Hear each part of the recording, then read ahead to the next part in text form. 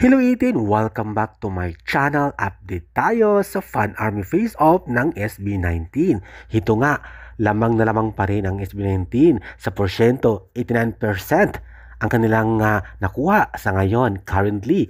At ang bot nila ay mahigit sobra-sobra na 318 million boto ang kanilang nakuha. Ang bumoto sa kanila, mga 18, mga diehard fans ng SB19. Again, 318 million mahigit pa rin ang pinakamalaki at numero 1 pa rin ang SB19 sa mga botong nakuha na pinakamarami sa buong mundo at buong Pilipinas. At heto din sa porsyento, still tumataas pa rin ng paunti-unti, 89%. At ang boto ni Taylor ay hindi lang umaakyat, kung pakunti-kunti lang din. At ang SB19 ayun nga, pinakamataas na, 89% na talaga. At ang boto ng in total ay 318 million mahigit na.